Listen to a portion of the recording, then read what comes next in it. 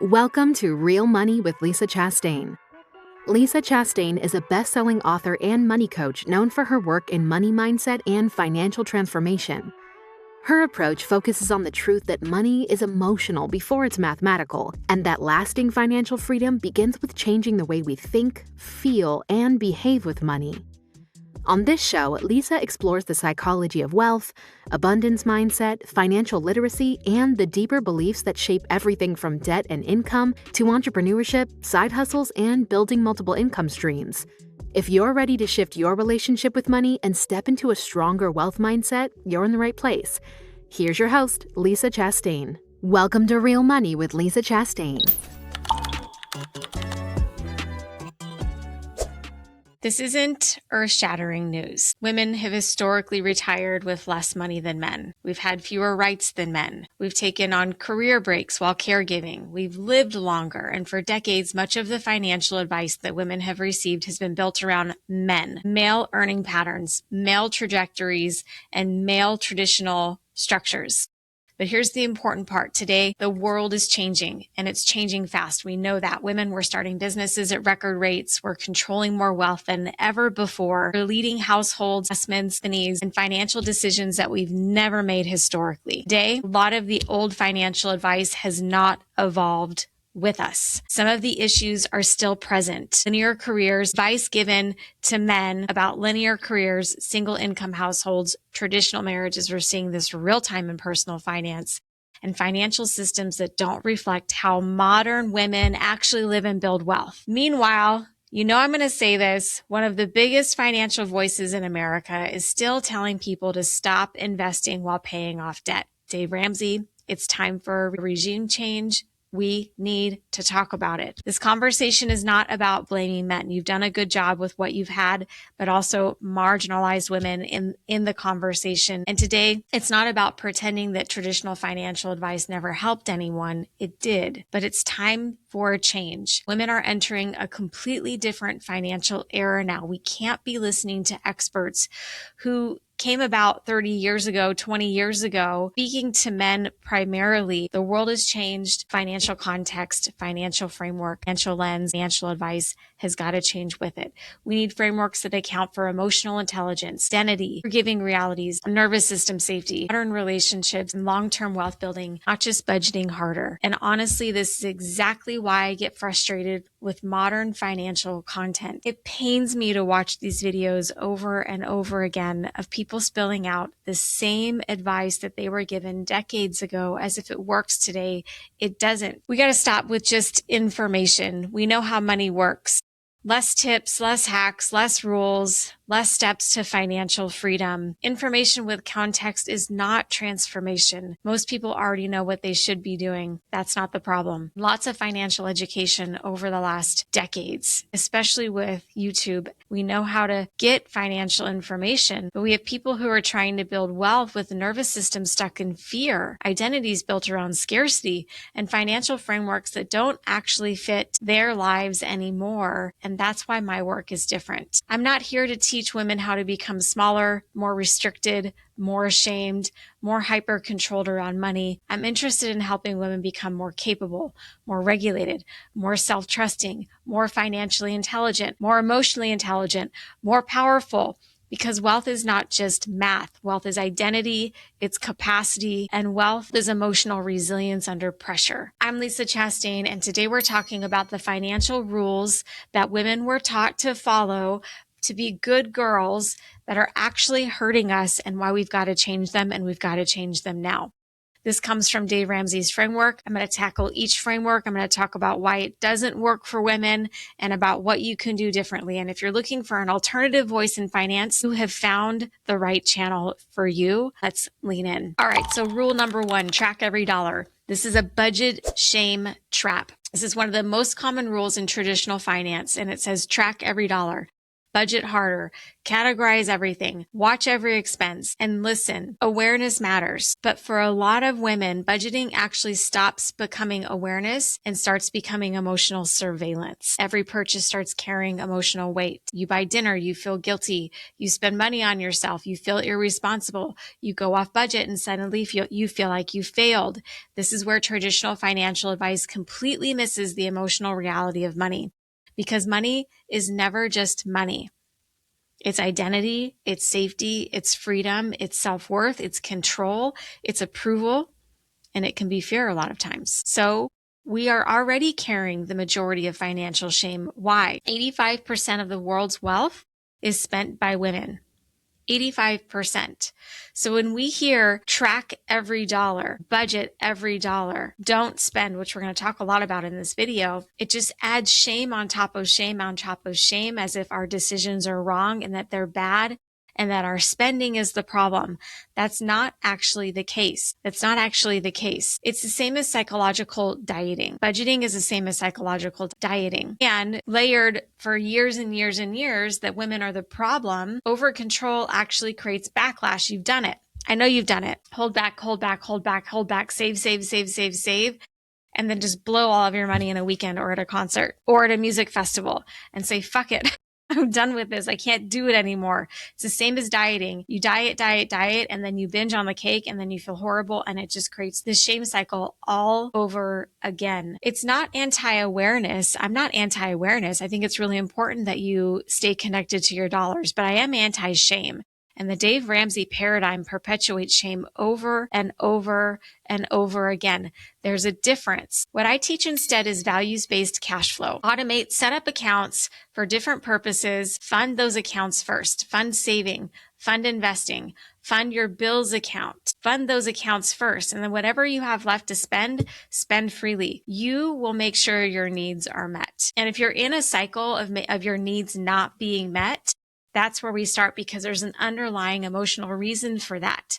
That has nothing to do with budgeting or your ability to budget or your unwillingness and inability to work with numbers. There are psychological and emotional reasons why we don't follow the plan. There's a lot of reasons why. I talk about this in my book, Stop Budgeting, Start Living. Your financial set point has a lot to do with it. Emotional conditioning, your imprinting years have a lot to do with it. Your unconscious mind is driving the bus financially, and then you just try to budget and control behaviors that weren't meant to be budgeted and controlled in the first place. So we have to build wealth not through self-punishment, but through goal alignment. That's where the work changes. That's where everything changes. It's built through sustainable behavior and self-trust. Not telling yourself that you're stupid over and over again. Now, I'm going to talk to my critics here, because every time I post a video and I mention Dave Ramsey, the haters come online. This conversation's not for you. If you love Dave Ramsey, go to Dave Ramsey's channel. This is for someone who has tried these methods. They haven't worked. You feel ashamed. You feel stuck. You feel lost. No matter how much financial advice you follow, you're not making progress. This is the conversation for you. This is for you. So Dave Ramsey lovers, get out of here. I don't want to talk to you. I don't need to see you. I don't need to hear from you. But there are so many of you who are here because you're looking for an alternative and more holistic approach. And I've got one for you that is rooted in psychology, founded in emotional safety, and it's not just about the mechanics of money. So if you're looking for that, you found the right place. You're in the right conversation. Let's go to rule number 2.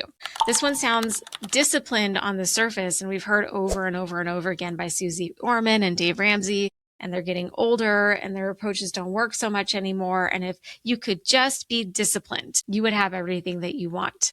Well, what they're really meaning to say is, if you were just a guy and you had all the opportunity and options that guys did, and if you only spent 15% of the world's wealth, you could be disciplined and have what you want. But that doesn't work. That doesn't work for women. There are a lot of reasons for that. So let's talk about the discipline of paying off debt. I have so many clients who have come to me who have followed Dave Ramsey's steps step 1, step 2, step 3, they've paid off debt or nearly all of their debt, and they're starting at sum zero. And then they're lost and confused. And then what happens? They end up back in debt. And those of you who love Dave Ramsey, you're going to say, well, you're just not disciplined enough, or you're just not good. You're not good enough, or you didn't work the system. Trust me, I've heard it all. But there's actually some real problems with Dave Ramsey's baby steps. And this is one of them. Rule number 2 here in this video is pay off debt before investing. This is a compound interest problem. One of the most widely repeated pieces of financial advice by Dave Ramsey is this: do not invest until all of your debt is gone. And recently, we've seen major other personalities continuing encouraging people to pause retirement while aggressively paying off debt. Now, I work with super successful people. I work with people who are running multi-million-dollar businesses, who are making 7 or 8 figure salaries. I work with people who have insane amount of wealth at their fingertips. And this is the kind of advice that falls deaf on their ears. So you could be a high earning woman. You're watching this right now and you're like, yeah, this never made sense to me. And I want you to hear that you're not alone. The advice of do not invest until all of your debt is gone has some issues in it. One, if you're a woman, you're losing compounding years. All that time that your money could be sitting in a savings account compounding or an investment at compounding, we already lose those years by caregiving, in motherhood, divorce, career pivots, starting over, supporting aging parents, recovering financially after relationships. I've been in so many of these situations. I'm 46. I'm already preparing to support my parents as they age. I've raised my kids. My 18-year-old is graduating high school this week. I have a 16-year-old on his heels. I left the workforce. I've already lost some of those compounding years. And then I have an expert telling me that I need to pay off all of my debt. And first of all, I'm an asshole if I have debt in the first place. And then second of all, I have to pay it all off before I can start investing. And this piece of advice just really, I have real problems with it, real challenges with it. Listen, we already enter our wealth building years later, okay, when we have more interruptions. So asking us to completely stop investing during these critical years of compounding can create massive long-term consequences. This is not just emotional. And in my world, we do talk about emotions, but this is definitely mathematical in addition to emotional. Compound interests reward time, and time matters. Waiting years to invest. Some people in Dave Ramsey's world report taking 7 years or longer to get out of debt. That's the difference between 30 and 37 or 25 and 32. You're losing valuable time in investing, and waiting years to invest. It doesn't just simply delay wealth. It dramatically reduces future wealth potential because money compounds over time. This is where I think old school finance misses nuance completely. Real life is nuanced. Real life is nuanced. Can debt create stress? Absolutely. Should high interest debt be addressed aggressively? Yes. Depending. Many women, we do not need an either or strategy. We need a both and strategy. We can pay down debt and also continue to build wealth. Think about the 401k. By not funding your 401k, even just the 3%, you're missing out on that 3% by your employer year after year while you're trying to get down debt. You can, in small chunks, do both. It is possible. How do I know? Because the women that I'm working with, the men and women that I'm working with, I work with couples, they're tackling their debt. They're handling the emotional relationship that they have with money. They're in a clear vision for their life, and they're also investing in their futures. If you do it right, you can also borrow from your investments. Now, again, you have to do it right, and you can reallocate and shift things, and you can go on vacation. How amazing would that be for you to be able to save, invest, go on vacation, and pay off debt? There's a reason that you have debt. And if you can dig back and have the support and look back at patterns and decisions that you've made, I still have debt, even as a financial educator, as a financial coach, someone who's growing a large financial platform. And I have business debt to be able to build the business that I have today. Listen, so many people on the planet adhere to OPM. They use other people's money to grow and build. And if you have a big dream and you're going after it, sometimes the debt can set it and forget it. Get it paid off over time. But the time that you're taking, that you're stalling everything, that you're not going out, that you're not doing things, there's human capital in the mix of that. Not spending quality time in ways that you would want to with your family. Take the damn vacation. Tomorrow is not guaranteed.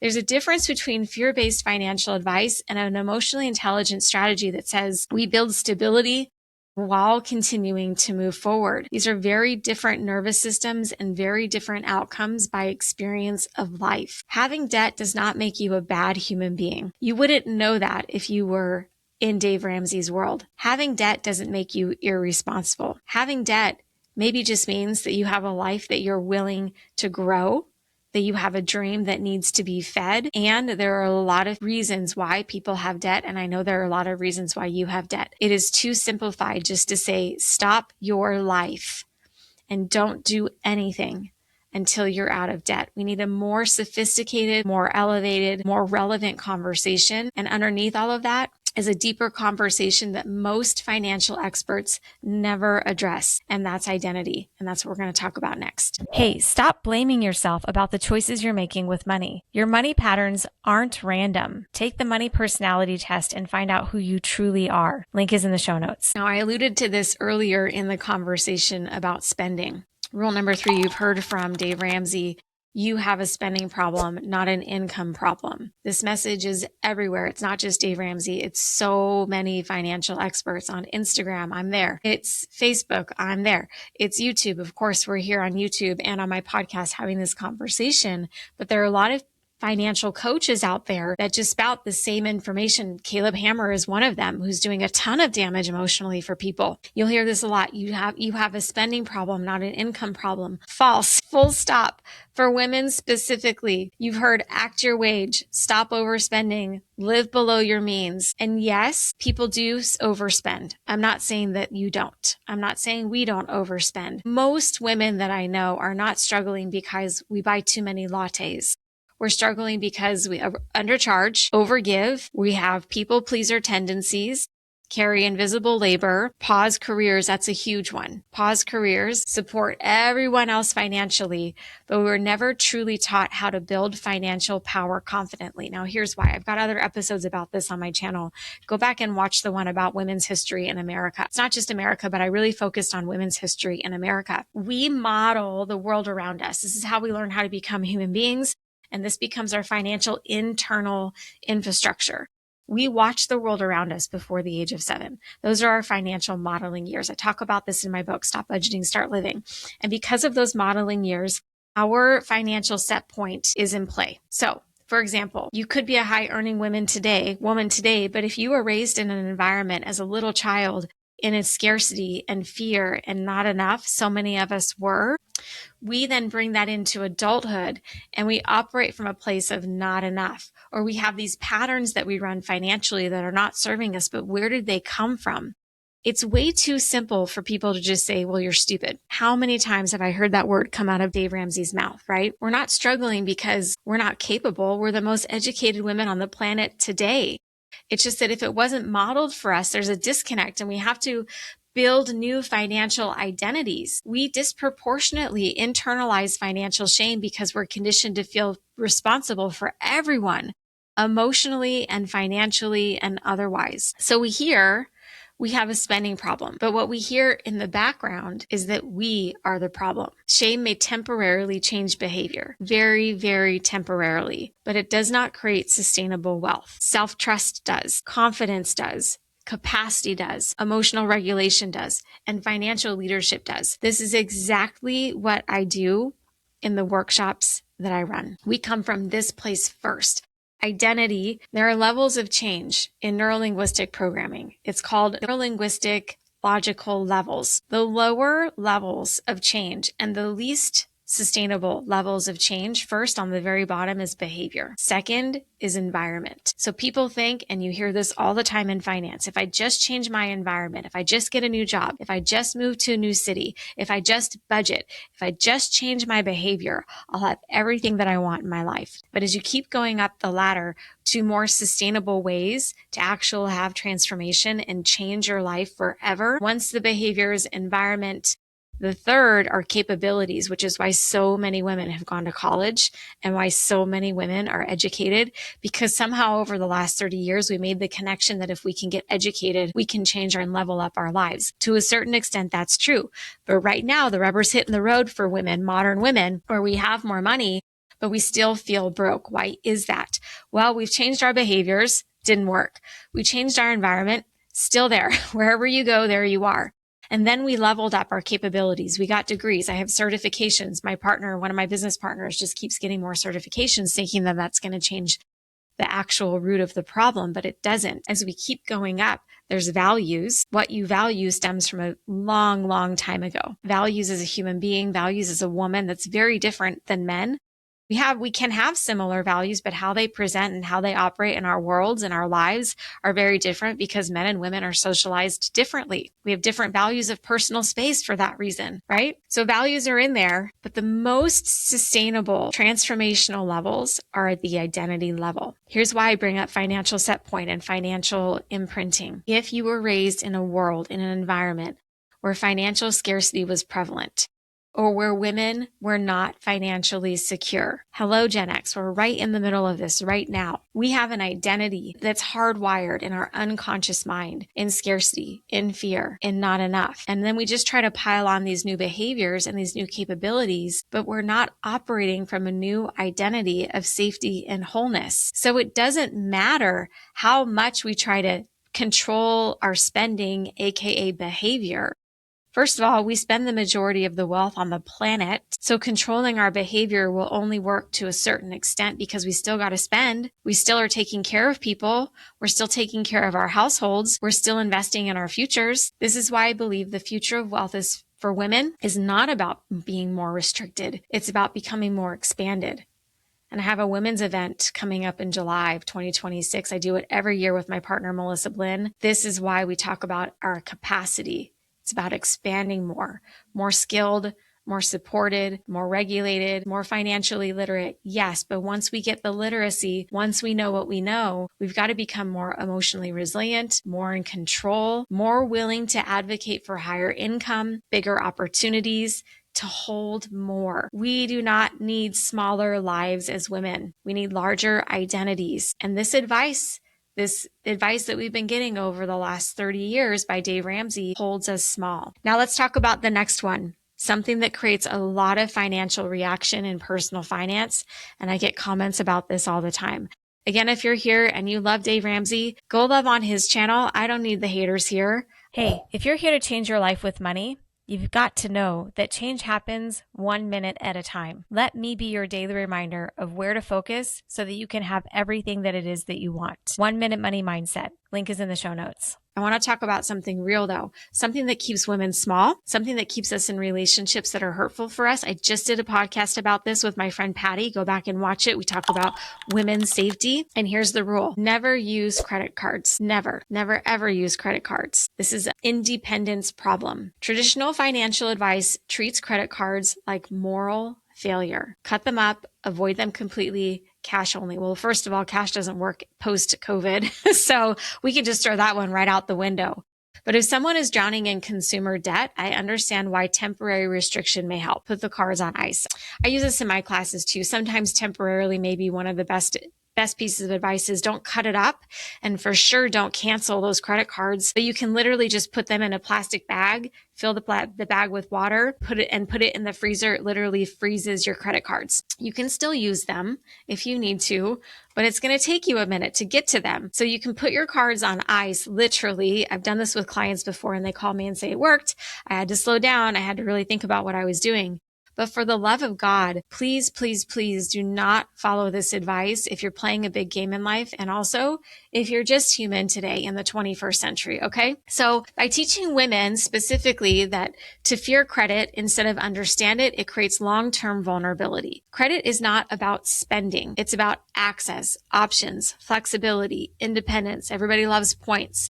Financial independence is nervous system safety for so many women. I've worked with women who have followed rigid anti-credit advice for years and then found themselves trapped after divorce because nothing existed in their own name. I literally had a woman come to me once who followed this advice through divorce. After divorce, she didn't have any credit cards. She had no credit score, none. We looked for it, didn't exist. She cut everything up. She got rid of everything. And then after divorce, she was working on rebuilding. No credit history, no credit. She applied for an apartment, couldn't get it. She was stuck, she was frustrated, she was lost, and she was pissed because she was misled that no credit cards is the best way to be financially, and I couldn't disagree with that more. No credit profile, no independent access, no financial identity. That is terrifying. I'm not telling women to accumulate unnecessary debt. That's definitely not what I'm saying. But I'm saying, let's be more capable. Let's be more realistic about our lives and about what it really takes to operate in the financial world today. We've got more women exiting corporate America today more than ever. More women exiting corporate America than ever before. More women opening businesses. At some point, you might need some credit for your business. And if you've erased that history, where does that put you? Never mind the fact that 90% of women who are unalived by men know the man, and women are more likely to be murdered by their husbands than anybody. And so if we take that one statistic, and women, you know what I'm talking about. Men, you can challenge me here, that's fine, but you know what I'm saying, women. If it hasn't happened to you, you know someone who's been harmed in a situation where they didn't have financial independence. They didn't have their own bank account. They didn't have their own credit card, because this is the advice that's been given over and over and over again. Commingle your finances. Don't have credit cards, AKA stay stuck where you are. You can't get out. And then what do? You stay at the detriment of your own health and safety. I know for me personally, I went through a divorce almost 10 years ago, and I was able to get out and have all kinds of options. One, because I was a good saver. I didn't have a ton of assets, but I was smart enough where I knew where all my investments were. I managed all of our investments. So I knew the moves that I needed to make to be able to get out and be able to stay out of that relationship. But also my credit cards were my saving grace when things got pinchy. And I have a son at that age. He was 8 years old at the time. I relied on my credit cards. I got them paid off, but I relied on them. Not having credit cards is not a smart move in the 21st century for a lot of reasons. You've got to understand the system, build credit responsibly, use leverage intelligently, develop financial independence. Get one card, paid in full. Use it intentionally. Be strategic about it. Dependence is not the goal, but capability is. And this one rule that Dave Ramsey and his tribe spout over and over and over again can be very harmful. Do not follow it in blind devotion. Think about it. Think about why you would want to use credit cards, what you need them for, and then be strategic about it. Be realistic about it. Oh my God. Okay. So here's rule number 5. It's not rule number 5, like as in Dave Ramsey's rule number 5, but just 5 in the list of the number of rules. There's so many rules in personal finance. Oh my gosh. Here's another one. Remove emotion from financial decisions. It's just numbers. It makes me sick to my stomach to think about this. In all the years that I've been working in finance, in all the years that I've been working with people, you can go back and look at my credentials. I've been working with people for over 20 years. In very emotional ways. There is no way that you can remove emotion from money. There is no way that you can remove emotion from money. Percent of our decisions live in the unconscious mind. 95% of the work that we do in our lives every single day is driven in the unconscious. Also, just about every single financial decision that you make has an emotional component. Somehow, some way. If you just reduce your financial life to a spreadsheet, you're going to be more frustrated and more pent up than ever before. A spreadsheet will work for grounding. Use one. I don't really love budgets. You know that if you've been following me on my channel. I love a good spreadsheet to confer me power to make decisions. But what am I making decisions about? What are you making decisions about? You're making decisions about things that matter to you emotionally. Your kids, your vision for your life, your job, the vacation that you want to take, the car that you drive. Really think about that for a minute. Nearly every single decision that you make is rooted in emotion. This is how manifestation works. This is how every expert who knows emotional intelligence, this is what they talk about, is that the formula for making decisions is first we have to think it and then see it, an internal representation of the thing, whatever the thing is, and then an emotional experience of it to attract it.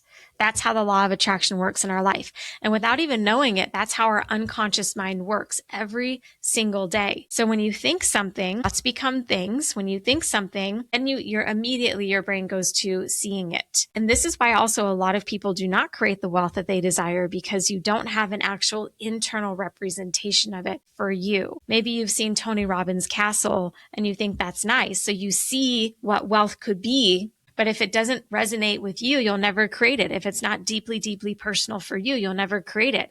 Your unconscious mind grew up with you before the age of 7. This is where financial set point has so much impact. If all you did was see your mom or your dad or anybody in your life, the people that raised you, make choices financially that are not in your best interest, or that were hurtful or irresponsible or whatever it is, you may be repeating the same patterns, not because you want to, but because that's just your underlying conditioning. That's all emotional stuff. You can't remove emotion from money. It is not possible. So for all the experts who keep saying it, please stop. And please stop following financial experts who say that over and over again, because even they make emotional financial decisions. Ignored emotions are often the very thing driving financial behavior under the surface. Overspending, avoidance, financial secrecy, under earning, people pleasing, fear of investing, fear of success. Those are all emotions, right? Fear of losing money, fear of judgment. These are emotional patterns. Pretending emotions don't matter doesn't make people better with money. It just makes them avoid it. Had conversation after conversation after conversation with clients and with friends in relationships. People's emotions are the reasons that they avoid important financial decisions and important financial situations. It just makes you more disconnected from what's actually going on. So for the guy who might be watching this, or whose wife pulled him into this conversation with me, for the guy who thinks that a spreadsheet is going to fix your financial life, it's not. It's going to make it worse, and it's going to make it harder. And if you don't want your relationship to end, you need to get into a new conversation. Your feelings are data, not distractors, not instructions. That's why I'm leading the financial, emotional, intelligent movement right now. When people become more financially intelligent, meaning they have new financial identity, they have a new vision for their life, they have things that are deeply meaningful and personal for them, the things that they want in their life, not because Caleb Hammer or Dave Ramsey told them that they should have it. The emotional connection to the decisions, along with emotional cleanup, releasing anger, sadness, fear, hurt, guilt, shame. Those two things come together in financial emotional intelligence. And then you're unstoppable because you're deeply connected to what's important to you in your life, not attached to all the shoulds that personal financial experts have been giving you for years. And it's bullshit.